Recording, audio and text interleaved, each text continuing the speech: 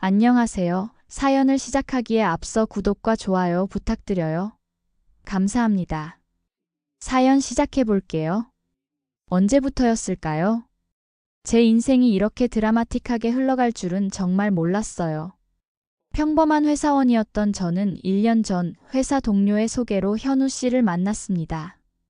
현우 씨는 외모도 괜찮고 말투도 부드러웠죠.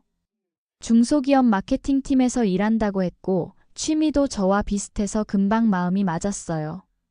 첫 만남 이후 자연스럽게 데이트를 시작했고, 6개월 정도 만남을 이어가다 결혼을 전제로 진지한 교제를 시작했죠. 처음에는 모든 게 완벽했어요. 현우 씨는 다정했고 제 의견을 존중해주는 것 같았거든요. 하지만 시간이 지날수록 뭔가 이상한 점이 보이기 시작했습니다. 주말 데이트 코스를 정할 때였어요. 현우 씨는 자연스럽게 휴대폰을 꺼내더니 어머니에게 전화를 걸었죠. 식당을 정할 때도, 여행 계획을 세울 때도, 심지어 제게 선물할 옷을 고를 때도 항상 어머니에게 의견을 물었어요. 한 번은 제가 추천한 맛집이 있었는데, 현우 씨는 엄마가 저 식당은 위생이 안 좋다고 하던데라며 거절했죠. 또 제 생일 선물로 목걸이를 사줬는데, 나중에 알고 보니 어머니가 직접 고른 거였어요. 처음에는 그냥 넘어갔지만 점점 불편해지기 시작했어요. 자기 생각은 없는 건지 30대 성인 남성이 모든 결정을 어머니에게 물어보는 모습이 답답했거든요. 한 번은 제가 현우 씨는 본인 생각은 없어요? 라고 물었더니 엄마가 항상 날 위해 최선의 결정을 해주셨어요. 엄마만큼 날 잘 아는 사람은 없어요. 라고 대답하더군요. 그 말을 들었을 때 조금 걱정됐지만 다른 면에서는 좋은 사람이라 생각해서 결혼을 결심했죠. 현우 씨는 어머니와 단둘이 살고 있었어요. 아버지는 일찍 돌아가셨다고 했죠. 그래서인지 어머니와 현우 씨는 유독 가까웠어요. 현우 씨는 어머니를 세상에서 가장 소중한 존재로 여기고 어머니 역시 아들에게 모든 정성을 쏟는 것 같았죠. 처음에는 그런 모습이 효심 깊고 따뜻하다고 생각했어요. 하지만 시간이 지날수록 그들의 관계가 일반적인 모자 관계를 넘어서는 것 같다는 생각이 들었어요. 특히 결정적이었던 건 결혼을 이야기하면서부터였어요. 현우 씨는 결혼 후에도 어머니와 같이 살고 싶다고 했죠. 저는 신혼부부니까 따로 사는 게 좋겠다고 했는데 현우 씨는 완강하게 거부했어요. 엄마가 외로워하실 거예요. 엄마는 내가 없으면 못 살아요. 그때부터 심각하게 고민하기 시작했죠. 그래도 현우 씨 자체는 나쁜 사람이 아니었고 저를 진심으로 좋아하는 것 같아서 상견례를 하기로 했어요. 혹시 상견례를 하면 현우 씨 어머니도 저를 좋게 봐주실지도 모른다고 생각했거든요. 상견례 날이 다가왔어요. 하지만 상견례 장소부터 심상치 않았어요. 현우 씨 어머니가 고집해서 강남의 비싼 한정식 집으로 정해졌거든요. 상견례 날 테이블에 앉자마자 팽팽한 긴장감이 흘렀어요. 현우 씨 어머니는 화려한 주얼리와 명품 가방을 자랑스럽게 들고 오셨고 말투부터 거만했어요. 대화 내내 현우 씨는 어머니의 눈치만 살폈고 저희 부모님에게보다는 어머니에게 더 신경 쓰는 모습이 눈에 띄었어요. 아이고 멀리서 오시느라 힘드셨죠? 저희는 집이 강남이라. 저희 집이 강북이라는 걸 어떻게 아셨는지 은근히 지역 감정을 건드리는 말씀을 하셨어요.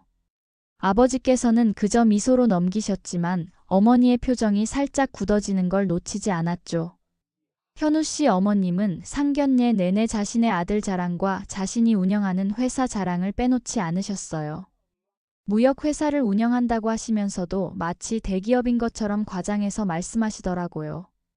그러면서도 은근히 우리 집안을 깎아내리는 듯한 말씀을 여러 번 하셨죠. 유진 씨는 어느 대학 나오셨어요? 아, 그 학교요. 우리 현우는 서울대 경영학과 나왔거든요. 사실 제가 다녔던 학교도 나쁘지 않은 대학이었는데 마치 제가 별로인 학교를 나온 것처럼 말씀하시는 게 불편했어요. 또한 제 직업에 대해서도 그냥 평범한 회사원이시네요.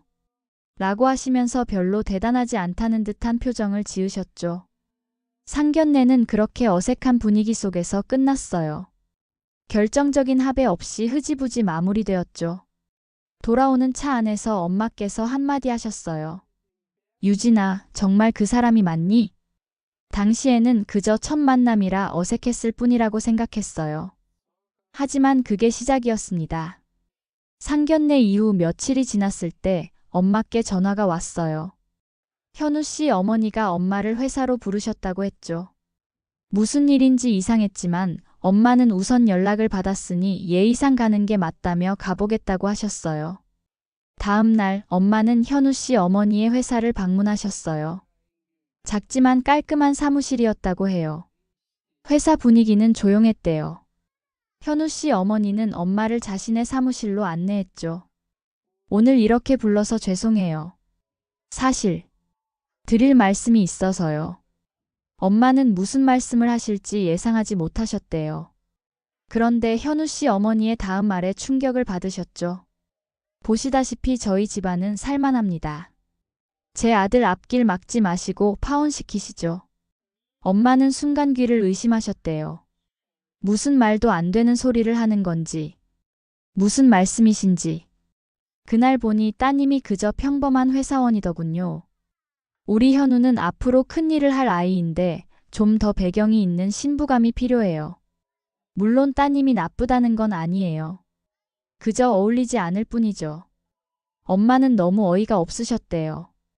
평생 이런 모욕적인 말을 들어본 적이 없으셨거든요.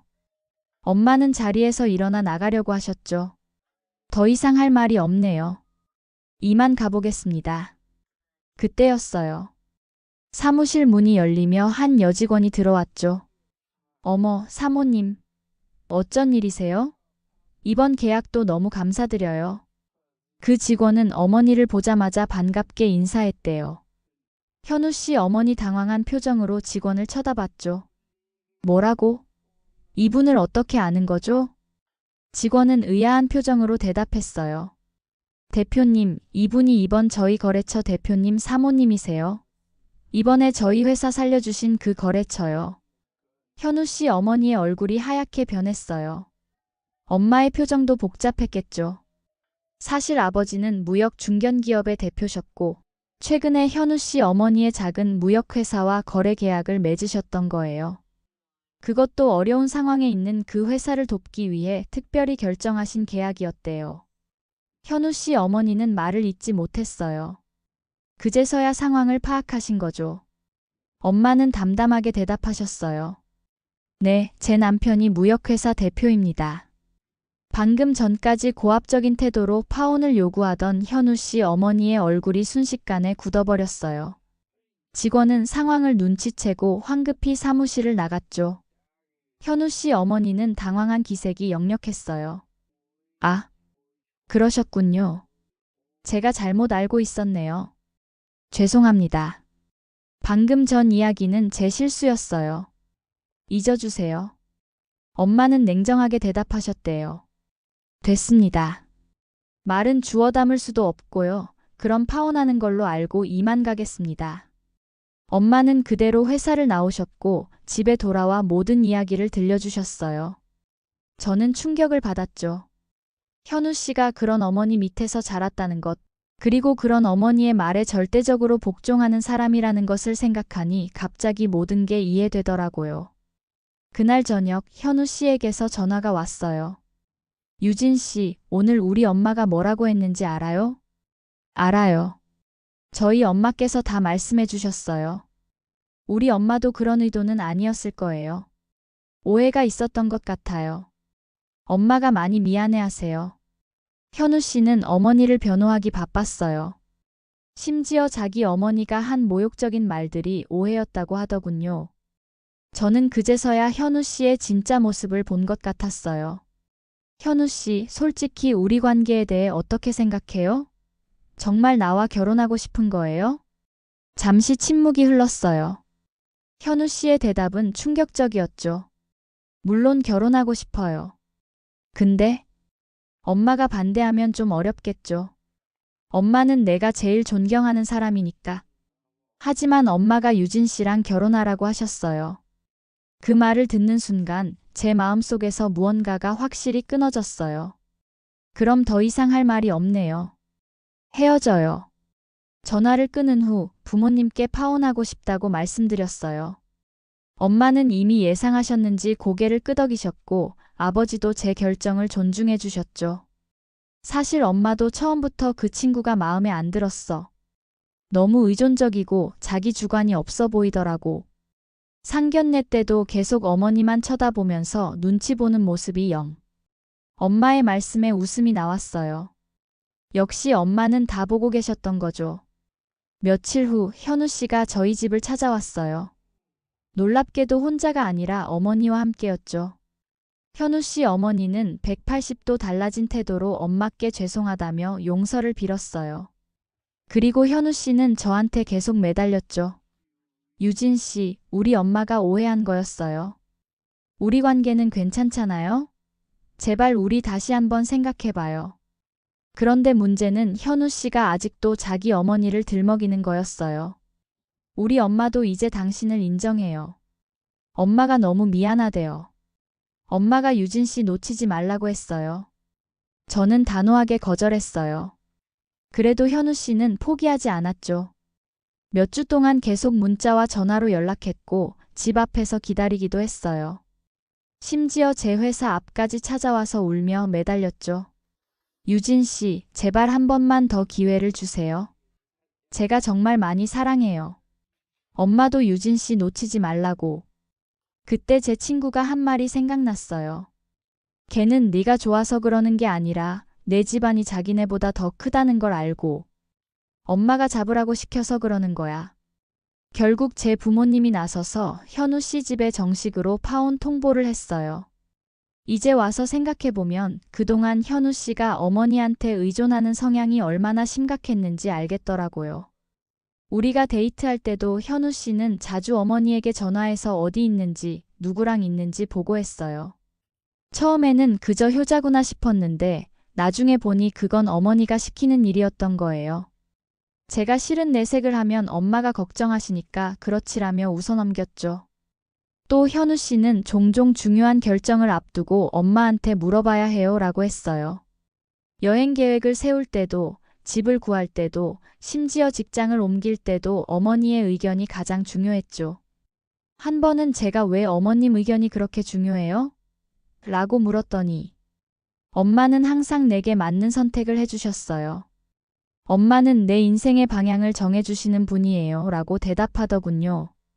엄마는 제게 이런 말씀을 하셨어요. 사실 상견례 때부터 느꼈어.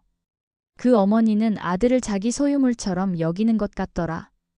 그런 어머니 밑에서 자란 아들은 평생 독립하지 못할 거야. 그 말이 정확히 맞았어요. 현우 씨는 어머니의 인형이나 다름없었죠. 어머니가 원하는 대로 움직이고 어머니가 원하는 대로 생각하는, 그리고 어머니가 인정하는 사람만 만날 수 있는 사람이었어요. 파혼 이후에도 현우 씨의 행동은 계속됐어요. 여러 번 찾아와서 울며 매달렸고 심지어 제 친구들에게도 연락해서 도움을 청했죠. 하지만 그 모든 행동의 뒤에는 현우 씨 어머니의 지시가 있었어요. 몇 개월이 지난 지금 저는 완전히 새로운 시작을 하고 있어요. 현우 씨와의 관계에서 벗어나니 오히려 마음이 가볍고 자유로워졌죠. 저는 제 삶의 주인이 되어 스스로 결정하고 책임지는 법을 알게 되었어요. 가끔 친구들이 물어봐요. 너 정말 후회 안 해? 그래도 그 사람 조건은 좋았잖아. 그럴 때마다 웃으며 대답해요. 조건보다 중요한 건 사람이야. 그리고 난 지금 훨씬 더 행복해. 그리고 그건 정말 진심이에요. 제 인생의 주인은 저 자신이니까요. 사실 이 일을 겪은 후로 저는 많은 것을 깨달았어요. 결혼은 단순히 두 사람의 결합이 아니라 두 가족의 결합이기도 하다는 것. 그리고 배우자를 고를 때는 그 사람뿐만 아니라 그 사람의 가족 관계도 중요하게 봐야 한다는 것을요. 그리고 무엇보다도 자신의 가치를 깎아내리는 사람들 앞에서도 당당할 수 있는 용기가 필요하다는 것을 배웠어요. 우리 엄마처럼요. 엄마는 그날 그 사무실에서 당당하게 맞서셨고 저에게도 그런 강인함을 물려주셨어요. 지금 저는 새로운 사람을 만나고 있어요. 그는 자기 주관이 확실하고 무엇보다 저를 있는 그대로 존중해주는 사람이죠. 그의 가족들도 정말 따뜻하고 개방적이에요. 처음 그의 부모님을 뵈었을 때 그들은 저를 진심으로 환영해 주셨고, 우리 아들이 좋은 사람을 만났네요 라며 웃어주셨어요. 가끔 과거를 돌아보면 그 사건은 정말 큰 전환점이었다는 생각이 들어요. 때로는 인생에서 가장 당혹스러운 순간이 나중에 보면 가장 큰 축복이 되기도 하는 것 같아요. 예비 시어머니의 그 모욕적인 제안과 직원의 우연한 등장이 없었다면 저는 아마도 평생 불행한 결혼 생활을 했을지도 모르죠. 이제는 그때 일을 생각해도 웃을 수 있어요. 그리고 그 경험이 저를 더 강하고 현명하게 만들어 주었다는 것에 감사해요. 저의 이야기가 혹시 비슷한 상황에 처한 누군가에게 작은 용기가 되길 바라요. 때로는 아니오라고 말하는 것이 가장 큰 자기 사랑의 표현일 수 있으니까요. 제 긴 이야기를 끝까지 들어주셔서 감사합니다. 구독과 좋아요, 알림 설정까지 잊지 마세요.